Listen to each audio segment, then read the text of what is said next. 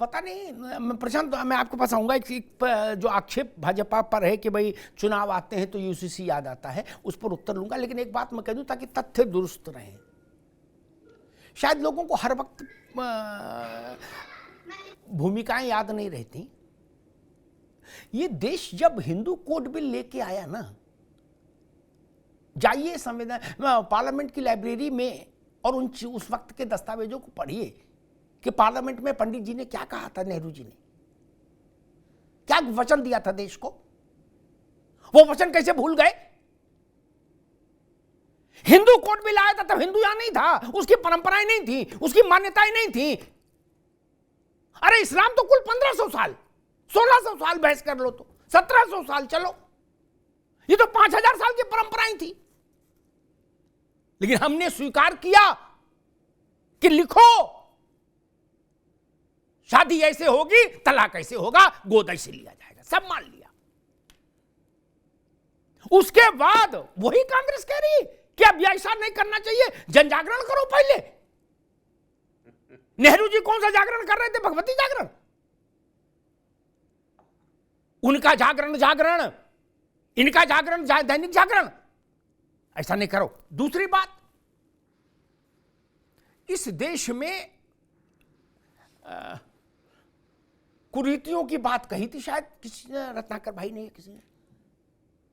हां, भारत के बहुसंख्यक समाज ने सती प्रथा पर कानून स्वीकार किया। मुझे भैरव सिंह का संघर्ष याद है। विधवा विवाह पर हमने स्वीकार किया कानून, बिना उफ किए स्वीकार किया, उसके लिए लड़े कि लागू करो। और संपत्ति में लड़कियों का अधिकार, प्रशांत जी को पता होगा, वकील भी हैं, ये जवाहरलाल नेहरू लाए थे, हमने स्वीकार किया कि नहीं किया? हमारी प्रथाएं कुरीति थी, नेहरू जी ने इनको दूर कर दिया। अब इधर जो प्रथाएं चल रही हैं सुरीति हैं, इनको कोई दूर नहीं करेगा। कैसे चलेगा? चश्मा एक रखो भैया। रियली लाइक इट यार। स्टेबलाइजर का खर्चा? टॉप एंड एलईडी टीवी है, स्टेबलाइजर की जरूरत ही नहीं है। अच्छा, फिर तो उसकी जरूरत पड़ेगी। इतनी महंगी टीवी लेकर स्टेबलाइजर नहीं लोगे तो फिर प्रार्थना की जरूरत तो पड़ेगी ही ना। सिर्फ एक फ्लक्चुएशन आपकी महंगी एलईडी टीवी के पार्ट्स को डैमेज कर सकता है। उसे सुरक्षित रखें वी गार्ड स्टेबलाइजर के साथ। V guard, India's number 1 stabiliser. Car garage network great, claim cover great, price wait वाह, प्राइस भी ग्रेट।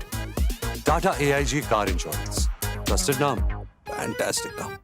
खैर प्रशांत पटेल, आपके पास आप पर कांग्रेस का आरोप और फजील अहमद साहब का आरोप कि जब आप चुनाव में होते हैं, और फजील भाई तो परिणाम भी जान गए हैं 3 दिसंबर वाला, वो करे जब हारते हो तो यूसीसी याद आती है। ये क्या मसला है भाई, बताओ। देखिए, चुनाव का जो प्रश्न है हर बार उठता है। कभी जब भी सरकार, भाजपा सरकार कुछ काम करने जाती है, कोई नया काम होता है, तो कह देते कि चुनाव आ रहा है। भाई अमिताभ जी बताइए, कौन सा ऐसा छमाही नहीं है कि देश में कहीं न कहीं चुनाव ना होता हो। हर 3 महीने में तो अगर पंचायत और नगर पालिका जोड़ लिया जाए तो हर 2 महीने 3 महीने देश में कहीं न कहीं होता है, और विधानसभा लोग मिला दिया जाए तो हर 6 महीने किसी न किसी देश के राज्य में तो चुनाव होता ही है। तो इसका मतलब तो यह है नहीं कि भाई देश के सारे काम ठप कर दिए जाए, बिल आने बंद हो जाएं। फिर जब 1 नेशन 1 इलेक्शन की बात करते हैं तो कहते हैं कि अधिनायकवाद ला रहे हैं। तो इसलिए तो 1 नेशन 1 इलेक्शन की बात होती है कि ठीक है, चुनाव वाला भी आपका जो आरोप है वो भी बंद हो जाएगा कि वे चुनाव के लिए बिल ला रहे हैं। और दूसरी बात, ये विषय तो लगातार चल रहा था, कमेटी बन गई थी जैसे धामी जी की सरकार ने शपथ ली। अब चूंकि बड़ा विषय, उसको सबकी सलाह ली गई, 2.5 लाख से अधिक उस पर सलाह आई, उनका सबको पढ़ना, कंपाइलेशन करना, और सभी की सलाह के आधार पे विषय बढ़ रहा है। अब बीच में चुनाव आ गए, चुनाव तो चलते रहेंगे। अभी ये चुनाव समाप्त होगा, उसका लोकसभा चुनाव स्टार्ट हो जाएगा, तो चलती रहेंगे। उत्तराखंड का तो विधानसभा जो है 2027 तक है, फरवरी 2027 तक चलती रहेगी। क्योंकि अब विषय के यूसीसी को क्या है कि देश की जनमत ने स्वीकार कर लिया है, तो चाहे कांग्रेस के साथियों, विपक्ष के साथियों और भी लोग खुलेपन से इसका विरोध करने की हैसियत में नहीं रह गए हैं। तो ये किंतु परंतु करके अब चुनाव पे सारी चीजों पर प्रोपेगेंडा कर रहे हैं। क्योंकि आज जो है एक देश का जो बड़ा वर्ग है, हमारी जो आधी आबादी है, जागरूक हो चुकी है अपने अधिकारों के लिए, और किस तरीके से इन्होंने कुकृत्य किए हैं उस सबको समझ चुकी है। तो इसलिए अब आज की डेट में अमिताभ जी कोई खुल करके यूसीसी का विरोध करने की स्थिति में नहीं है। एक समय ये लोग ट्रिपल तलाक का भी सपोर्ट करते थे। आज जब सुप्रीम कोर्ट ने उसको स्ट्राइक डाउन किया, पार्लियामेंट ने उसका कानून बनाया, हलाला जैसी कुप्रथाएं भी समाज की जानकारी में आई। आज टेक्नोलॉजी के युग में पहले लोग नहीं जानते थे कि हलाला जैसी कुप्रथा, जो एक ऑर्गेनाइज्ड रेप चल रहा है इस्लामिक समाज में, उसको आज लोग जान रहे हैं। तो किस मुंह से लोग यूसीसी का विरोध करेंगे? तो विरोध तो कर नहीं सकते हैं, क्योंकि महिलाओं के अधिकारों की बात है। तो इस तरह भी प्रोपेगेंडा लेकर के आए, तो ये सब प्रोपेगेंडा चल नहीं पाएगा। कॉमन सिविल कोड आएगा, उत्तराखंड में भी आएगा, देश में भी जब उसका समय होगा तो वो भी लागू होगा। इसमें कहीं किसी को किंतु परंतु नहीं करना चाहिए। ठीक है रत्नाकर जी, जब हिंदू कोड बिल आया पंडित जी के समय में, तो हिंदू कोड बिल के लिए कोई हिंदुओं से रायशुमारी नहीं हुई। कोई तब भी भारत की आबादी बहुत कम तो नहीं थी, और हिंदू भी उसमें मेजॉरिटी में तब भी थे, आज भी है। ठीक, 1-2 लाख आदमियों से भी बुलाक नहीं पूछा गया, न चिट्ठी मांगी गई। वो छोटा मसला था क्या? अब 83-84% रह गए, तब तो मेरे ख्याल से 90% होंगे हिंदू।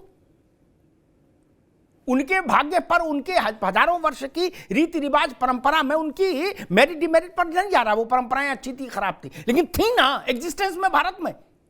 उनको एक सिंगल स्ट्रोक से पार्लियामेंट ने अबॉलिश किया ना। उससे पहले कहीं मीटिंग हुई थी, कहीं सम्मेलन हुआ था, गांव-गांव गए थे कांग्रेसी पूछने? नहीं ना। हमने भरोसा किया कि नेहरू जी की बुद्धिमत्ता है, हमारी लोकसभा की बुद्धिमत्ता है, ये लोग चुन के भेजे। ये जो बात रावत जी कह रहे हैं, ये लोग ठीक ही फैसला लेंगे देश के लिए। रत्नाकर जी, ये बिल्कुल सेम केस नहीं है क्या? उस वक्त 30 करोड़ भी हिंदू रहे, मान लीजिए 40 करोड़ भी रहे हो, जो भी रहे हो, उनसे कोई रायशुमारी हुई थी क्या कि भाई आपकी परंपराओं को सबको एक साथ लाके हिंदू कोड बिल में डाल दें, कानून बना दें? रत्नाकर जी, दत्त जी, 3-4 चीजें हैं जी। उम्मीद है कि आप मुझे जी बिल्कुल समय देंगे। बिल्कुल, आप अपनी बात शुरू करो, ये बोलने की बजाय अपनी बात शुरू करो। जी, आधे पे रोकने लगते हैं। जी देखिए अमिताभ जी, किसी एक विशेष धर्म को और एक विशेष समुदाय को के लिए अगर कोई बिल ड्राफ्ट किया जाता है, तो निश्चित रूप से उसमें जो परंपराएं चलती हैं, उन परंपराओं को ध्यान में रख के उसको कानून में तब्दील कर दें। लेकिन यहाँ पे uniform civil code Hindu code bill से जो है एकदम बिल्कुल अलग है। यहाँ पे हमारे देश की सभी धार्मिक जो धर्म है, जो संप्रदाय है, जो जातियां हैं, सबके लिए ये कानून एक समान लाया जा रहा है। किसी एक धर्म, एक जाति के लिए नहीं लाया जा रहा है, ये समझने की जरूरत है। और दूसरी चीज मैं कहना चाहूंगा अमिताभ जी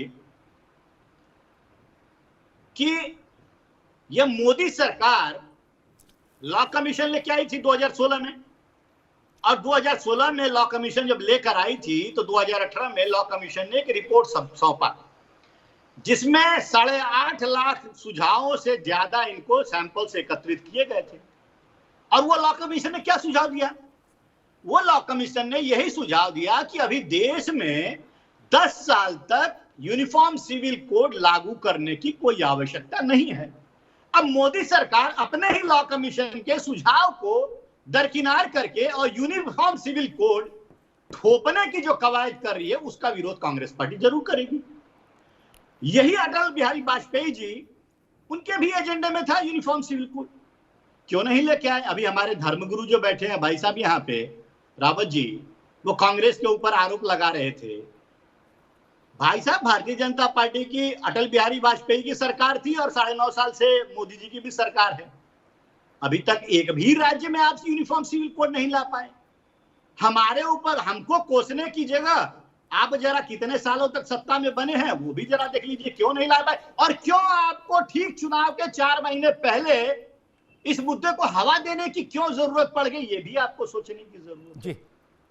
ठीक अटल बिहारी वाजपेयी ने इसलिए यूनिफॉर्म सिविल कोड, अरे पूरा तो है, 2-3 बार मैं बोला हूँ कि 2-3 बात करूंगा, मैं पूरा कर लीजिए। 3 हो गई, 4 हो गई मित्र, चलो 5वीं करो। जी जी, 2 करूंगा, सिर्फ 2 जी। हाँ, अटल बिहारी वाजपेयी ने कहा था और नहीं लागू किया उन्होंने कहा कि सामाजिक ताना बाना जो है वो अब बिगड़ सकता है, इसलिए हम यूनिफॉर्म सिविल कोड अभी लागू नहीं करेंगे। अब अटल बिहारी वाजपेयी को भी ये नकार देंगे और कांग्रेस के ऊपर आरोप लगाएंगे, पंडित नेहरू के ऊपर आरोप लगाएंगे। दूसरी चीज मैं ये पूछना चाहूंगा, भारतीय जनता पार्टी के प्रवक्ता हैं और धर्मगुरु बैठे हैं यहाँ पे, इस देश में एक ही चीज के लिए दो राज्यों में दो तरह के कानून होते हैं।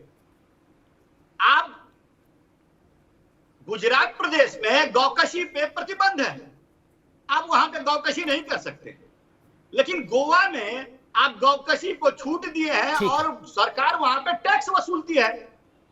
तो जब दो राज्यों में एक ही चीज पे दो तरह के कानून है, तो इस देश में तो विभिन्न संप्रदाय, विभिन्न जातियां, विभिन्न धर्म के लोग रहते हैं। ठीक रत्नाकर जी, अब 5 6 7 सारी बातें आ गई, अच्छे से आपने अपना तर्क रखा, अच्छे से रखा, सारी बातें आ गई। मेरे ख्याल से अब आप संतुष्ट हुए होंगे कि हमने विस्तार से वाजपेयी से लेकर नेहरू तक सारी बातें कर ली जितनी आप कहना चाहते थे। I really like it, yeah. Stabiliser का खर्चा? टॉप एंड एलईडी टीवी है, स्टेबलाइजर की जरूरत ही नहीं है। अच्छा, फिर तो उसकी जरूरत पड़ेगी। इतनी महंगी टीवी लेकर स्टेबलाइजर नहीं लोगे तो फिर प्रार्थना की जरूरत तो पड़ेगी ही ना। सिर्फ एक फ्लक्चुएशन आपकी महंगी एलईडी टीवी के पार्ट्स को डैमेज कर सकता है। उसे सुरक्षित रखें वी गार्ड स्टेबलाइजर के साथ। V guard, India's number 1 stabiliser. Car garage network great, claim cover great, price wait वाह, प्राइस भी great. Tata AIG car insurance, trusted नाम, फैंटास्टिक नाम। लेकिन मेरे प्रश्न का उत्तर आज आपको नहीं मिला। मैंने कहा कि हिंदुओं के भाग्य का जब निर्णय जवाहरलाल कर रहे थे तो किससे पूछा था? वो शंकराचार्य थे हमारे? नहीं ना, वो तो मोतीलाल जी के लड़के थे। वो शंकराचार्य थे, जगत गुरु थे।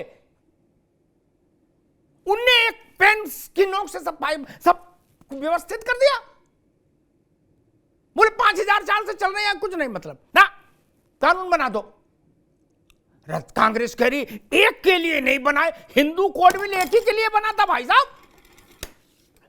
वो क्या मुस्लिम पर लागू था? नहीं। लेकिन कांग्रेस इस बात को, रत्नाकर जी ना भी नहीं, ऐसे नहीं बोलिए, कांग्रेस के लोग इस बात से बहुत चतुराई के साथ अपने को अलग कर लेते हैं कि जब जवाहरलाल जी इसको लोकसभा में लाए, बोले, इस पर हस्तक्षेप किया उन्होंने और बोले प्रधानमंत्री के तौर पर, तो उन्होंने कहा कि इसको पारित कर दे लोकसभा। मैं निवेदन करता हूं और मैं वचन देता हूं बहुत जल्द मुस्लिम ये हिंदू कोड बिल लेके सरकार आएगी।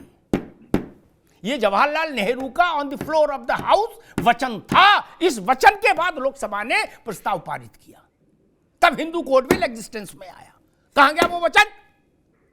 आपने जानबूझकर ये वचन दिया कि ये अभी का कलेश काटो, बाद में तो हम निपटी लेंगे।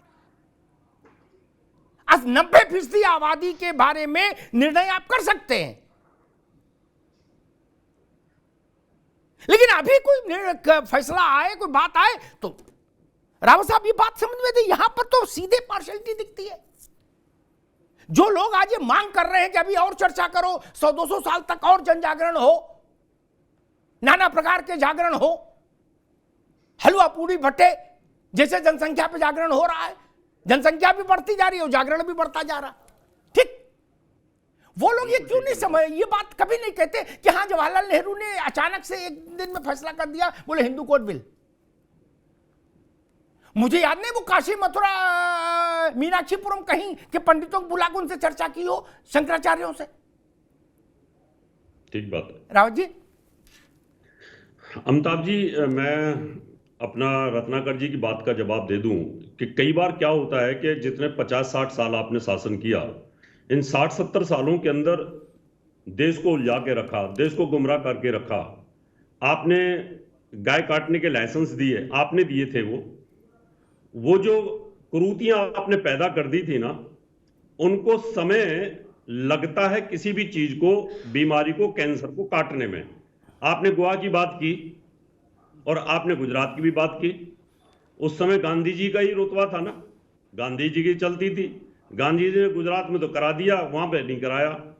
क्यों नहीं कराया? सरकार आपकी थी। आपको सोचना चाहिए था उस समय कि गोवा के अंदर क्यों उस समय क्यों नहीं किया, रोक देते उस समय। लाइसेंस आपने दिए। जब लाइसेंस दे रहे थे आप, तो उस समय करप्राप्ति महाराज जी शंकराचार्य थे और उन्होंने बहुत बड़ा एक आंदोलन किया इंदिरा गांधी के सामने, क्या आप जो गौकशी की फैक्ट्रियों के लाइसेंस दे रहे हैं, आप इनको रोकिए, ये हिंदू धर्म के खिलाफ है। लेकिन आपने वहां पे गोलियां चलवा दी और कितने साधुओं को, निहत्थे साधु को मार दिया। और आप आरोप लगाते हो बीजेपी के ऊपर, आरोप लगाते हो भाई काम नहीं कर रहे, 9 साल हो गए। अटल बिहारी वाजपेयी जी के ऊपर आपने आरोप रख दिए कि उन्होंने नहीं किया जी, यूसीसी शुरू नहीं किया। अरे उनके मुद्दे में तो राम मंदिर भी था, लेकिन उन्होंने ये कह के टाल दिया कि भाई ये सरकार जो है मेजोरिटी में नहीं है, जब कभी मेजोरिटी में आएगी तो राम मंदिर लाएंगे।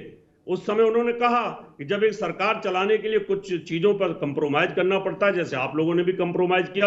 आपने दबाव में आकर के नरसिंह राव जी ने उठा करके एक बिल लेकर के आगे मंदिर के ऊपर भाई पुराने मंदिर जैसी स्थिति में रहेंगे, वर्षे पैक्ट लेकर के आगे। तो आपने हिंदुओं के साथ हमेशा सौतेला व्यवहार किया मुसलमानों की वोट बैंक को प्राप्त करने के लिए। इसलिए मैं कहना चाहता हूं कि अब आपको बोलने का अधिकार नहीं है बहुत ज्यादा, आप तो सिर्फ सुनते रहो और अपने चुनाव लड़ते रहो और हारते रहो, बस यही आपकी स्थिति है आज की डेट में। नहीं हारना जीतना तो खैर जनता के हाथ में। रियली लाइक इट यार। स्टेबलाइजर का खर्चा? टॉप एंड एलईडी टीवी है, स्टेबलाइजर की जरूरत ही नहीं है। अच्छा, फिर तो उसकी जरूरत पड़ेगी। इतनी महंगी टीवी लेकर स्टेबलाइजर नहीं लोगे तो फिर प्रार्थना की जरूरत तो पड़ेगी ही ना। सिर्फ एक फ्लक्चुएशन आपकी महंगी एलईडी टीवी के पार्ट्स को डैमेज कर सकता है। उसे सुरक्षित रखें वी गार्ड स्टेबलाइजर के साथ। V guard, India's number 1 stabiliser. Car garage network great, claim cover great, price wait वाह, प्राइस भी great. Tata AIG car insurance, trusted नाम, फैंटास्टिक नाम।